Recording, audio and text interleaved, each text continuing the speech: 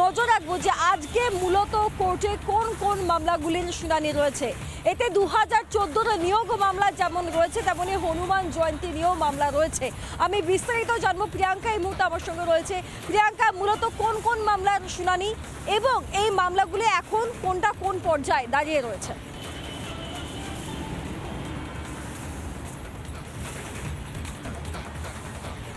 একেবারে চিঠিটা দেখো, আজকে কলকাতা হাইকোর্টে রয়েছে বেশ কিছু গুরুত্বপূর্ণ মামলার শুনানির সম্ভাবনা। একদিকে যেরকম রয়েছে হনুমান জয়ন্তীতে পুলিশের তরফ থেকে অনুমতি না পাওয়ার জন্য মামলা দায়ের হয়েছে, সেরকম দুটো মামলার শুনানির আজকে সম্ভাবনা থাকছে। একটা রেড রোডে হনুমান জয়ন্তীর মামলার শুনানির সম্ভাবনা রয়েছে, অন্যটা কলকাতা পুরসভার 111 এবং 112 নম্বর ওয়ার্ডে হনুমান জয়ন্তীর মিছিলের আবেদন জানিয়ে সেই মামলা দায়ের হয়েছে, সেই মামলার শুনানির সম্ভাবনা থাকছে। অন্যদিকে 2014 সালের যেই ওএমআর ডেস্ট্রয় অর্থাৎ ওএমআর যে নষ্ট হয়েছিল সেই সংক্রান্ত একটি মামলা দায়ের হয়েছে, সেই মামলার শুনানি অনেক দিন ধরেই সেই মামলা চলছে। বর্তমানে সেই মামলা বিচারাধীন বিচারপতি রায় চট্টোপাধ্যায়ের এজলাসে সেই মামলার শুনানির সম্ভাবনা থাকছে।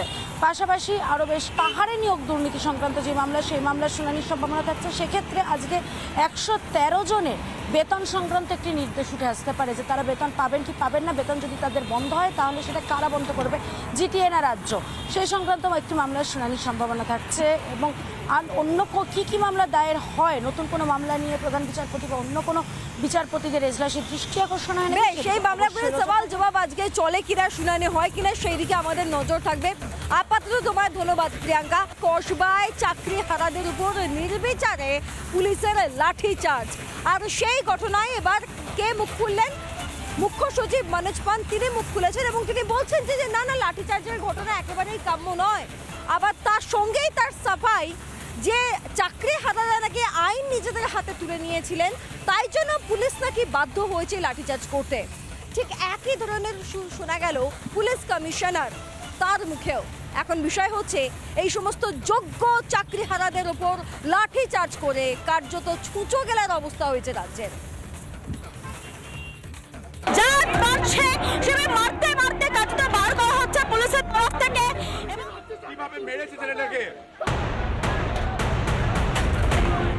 চাকরি হারিয়ে কসবা ডিআই অফিস অভিযান করেছিলেন 2016 প্যানেলের চাকরি হারা শিক্ষকরা।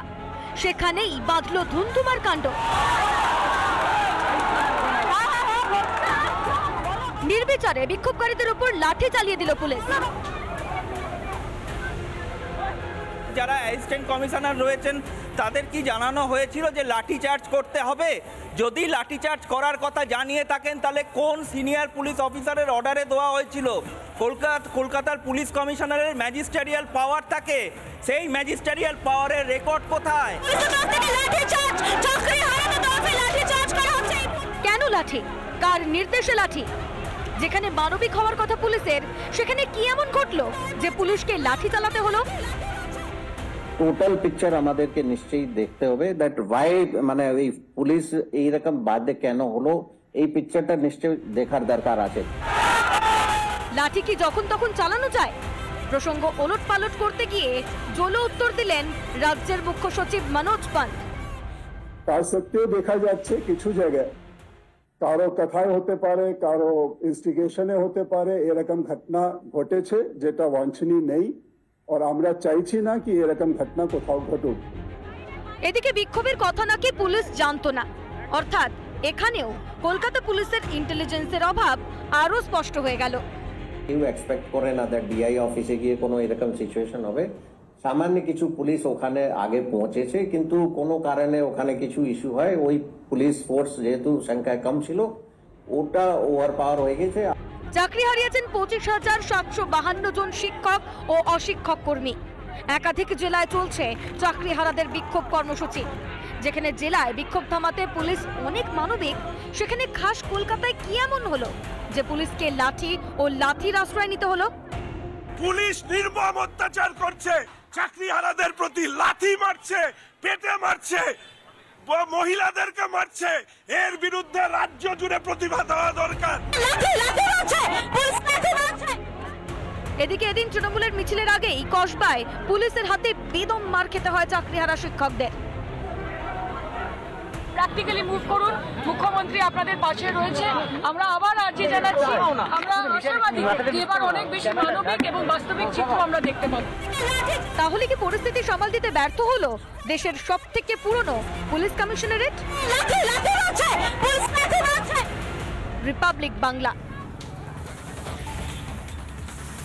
আর অপরদিকে এসএসসি ভবনের সামনে চাকরিহারাদের বিক্ষোভ। তাদের একটাই দাবি, মিরর ইমেজ প্রকাশ করুন, যোগ্য অযোগ্য আলাদা আলাদা করুন, সত্য সামনে আনুন স্বচ্ছতার সঙ্গে। তাদের সেই কনফিডেন্স আছে, তাই জন্যই তারা বলছেন মিরর ইমেজটা প্রকাশ করুন।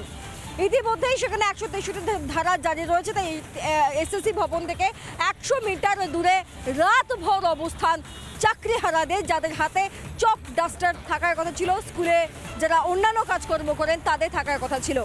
তুলিকা এই মুহূর্তে আমার সঙ্গে রয়েছেন সরাসরি সেই চত্বর থেকে। তুলিকা, একটা গোটা রাত পেরিয়ে গেছে, আন্দোলন জোরদার হচ্ছে, কিন্তু এই সমস্ত যোগ্য চাকরিহারারা যারা বলছেন তারা যোগ্য, তারা কি আদৌ কোনো লাভ পাবেন এতে?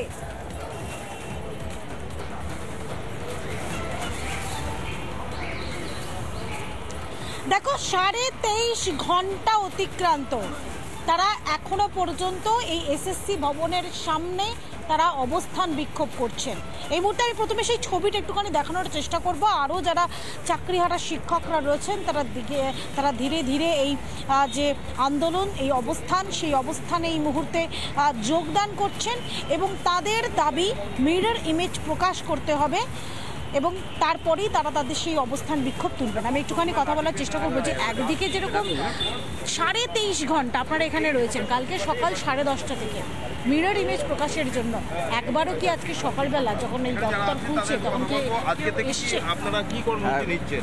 আজকে থেকে বলতে অনশন কর্মসূচির মতন কর্মসূচি আমরা গ্রহণ করতে পারি, যেটা 11টার সময় প্রেস কনফারেন্সের মাধ্যমে আমরা প্রকাশ করে দেবো কারা কারা অনশন করছেন না করছেন। যতক্ষণ না মিরর ইমেজ প্রকাশ করছে, আমাদের একটাই দাবি, যোগ্যদের তালিকা প্রকাশ করা উইথ ডকুমেন্টস। যোগ্যদের তালিকা প্রকাশ করুক এসএসসি দপ্তর, এটাই হলে সব থেকে সুবিধা হয়, এদের চাকরিগুলো বাঁচে। এসএসসি কি আপনাদের সঙ্গে আর কথা বলেছে আজকে? এসএসসির সাথে কোনো রকম কথা হয়নি। কোথায় বসবেন অনশনে? এখানেই বসবো, ফুটপাতেই তো জায়গা করে দিয়েছে মাননীয়। তো এই আচার্য সদনের 100 মিটার 163 ধারা জারি করা হয়েছে। 163 ধারা জারি করুক, আমরা আমাদের শেষ রক্তবিন্দু পর্যন্ত এখানে লড়াই করব। মানে আজকে মিছিলের পর থেকেই কি অনশন শুরু? না, অনশন 11টা থেকে শুরু করা হবে, ঘোষণা করা হবে 11টায়, তারপরে আমরা অনশনে বসে যাব। প্রায় 2-3 জন বসার কথা শুরু হয়েছে এখন। 2 থেকে 3 জন অনশনে বসার কথা রয়েছে, অর্থাৎ সকাল 11টা থেকে যদি এই মিরর ইমেজ প্রকাশ না হয় তাহলে এসএসসি যে দপ্তর রয়েছে সেই দপ্তরের বাইরে 100 মিটার দূরে তারা কিন্তু অনশনে বসবেন। আমি আরেকজনের কাছে আসার চেষ্টা করব। আপনারা কি অনশনে বসতে চলেছেন? একদম অনশন নয়, আমাদের বৃহত্তর আন্দোলনের পথেই আমরা যাচ্ছি। কারণ আমাদের অ্যাপয়েন্টিং অথরিটি হচ্ছে পর্ষদ এবং রেকমেন্ডেড অথরিটি হচ্ছে কমিশন। আমাদেরকে যোগ্য বলে ঘোষিত করেছে কমিশন। আজকে তার যোগ্য ক্যান্ডিডেটরা যখন রাস্তায় আছে, উত্তর দিতে হবে কমিশনকে। তাই কমিশনের চেয়ারম্যানকে আমরা বাধ্য করব যে মিরর ইমেজটা আপনি লুকিয়ে রেখেছেন, কোথায় রেখেছেন, পকেটে না কোথায় লুকিয়ে রেখেছেন, সেটা অবিলম্বে ওপেন টু অল করুন। আমরা তো বলছি 22 লক্ষ ওয়েমার্কে আপনি পাবলিশ করুন আপনার ওয়েবসাইটে। আমরা দুধ কা দুধ, পানি কা পানি আলাদা হয়ে যাবে। আমরা জল না দুধ, সেটা তো এখানেই আলাদা হয়ে যাবে, মানুষ দেখতে পাবে তো সবাই। আমরা চাইছি 22 লক্ষ ওয়েমার্কে পাবলিশ করতে হবে, এটাই আমাদের দাবি। সেই দাবি নিয়ে আপনারা অনির্দিষ্টকালের জন্য অবস্থান এবং সকাল 11টা থেকে অনশনে বসবেন? একদম অনশনে আমরা বসছি। আমাদের যতজন আছে মানে প্রায় 19,000 ক্যান্ডিডেট, 19,000 ক্যান্ডিডেটই আমরা বসবো এখানে। 19,000 ক্যান্ডিডেট আসবে, নিশ্চিতভাবে আসবে, কেন আসবে না? যদি যোগ্য হয় অবশ্যই আসবে। এই যে আচার্য সদন, যেখানে গতকাল থেকেই 163 জারি করা হয়ে গেছে, তাহলে আপনারা কোথায় বসবেন?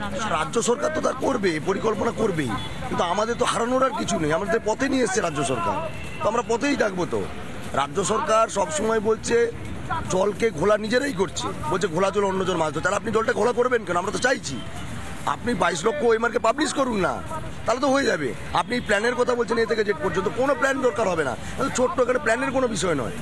আপনি কমিশনকে নির্দেশ দেবেন, কমিশনের চেয়ারম্যানকে, যে আমি রাজ্যের প্রশাসনিক প্রধান হিসাবে আমি নির্দেশ দিচ্ছি আপনাকে, আপনি 22 লক্ষ ওয়েমার্কে পাবলিশ করে দেন, ব্যাস। কারা কারা অনশনে বসবেন আপনারা? আমরা সকলেই, এখানে যোগ্য শিক্ষক শিক্ষা করবেন, অযোগ্য বাদ দিয়ে যোগ্যরা, যারা আমরা যোগ্য প্রত্যেকেই বসবো অনশনে। যারা চাকরিহারা শিক্ষকরা রয়েছে, হ্যাঁ একদম একদম একদম। একেবারে এই মুহূর্তে সবথেকে বড় যে খবর, এই মুহূর্তে যারা চাকরিহারা শিক্ষকরা রয়েছেন প্রায় 24 ঘন্টা হতে চললেও তারা একদিকে যেরকম অবস্থান বিক্ষোভ করছিলেন এবং সকাল 11টা অর্থাৎ আজকে তাদের স্পষ্ট কথা তুলিকা যে মিরর ইমেজটা দেখানো হোক, তাহলেই তো দুধ আর জল আলাদা হয়ে যায়, তাহলেই তো স্পষ্ট হয়ে যায় কারা যোগ্য কারা অযোগ্য। সেই কাজটা কেন করা হচ্ছে না? এই সহজ কাজটা করতে বাধা কোথায়? এটাই তো প্রশ্ন তাদের। কিন্তু আদৌ তাদের এই চিৎকার, তাদের এই আওয়াজ পৌঁছাবে তো আসল জায়গা অবধি, বা পৌঁছালেও তারা সততার সঙ্গে সমস্ত তথ্য সামনে আনতে পারবেন তো? এটাই তো সব থেকে বড় প্রশ্ন। এই গোটা বিষয় নিয়ে রাজ্যের বিরোধী দলনেতা শুভেন্দু অধিকারী এবং প্রাক্তন রাজ্য বিজেপি সভাপতি তথা প্রাক্তন সাংসদ দিলীপ ঘোষ কি বলছেন শোনাবো আপনাদের। লাঠি মারা সরকার আর নেই দরকার। শিক্ষকদের লাঠি মারছে, ওই পুলিশটাকে তো এক্ষুনি সাসপেন্ড করা উচিত। কেন করলো? নানা ধরনের কন্টেন্ট দেখার জন্য লাইক করুন, শেয়ার করুন আমাদের ফেসবুক পেজ, সাবস্ক্রাইব করুন আমাদের ইউটিউব চ্যানেল। পাশাপাশি অন্যান্য ব্রেকিং নিউজের জন্য অবশ্যই চোখ রাখুন রিপাবলিক বাংলায়।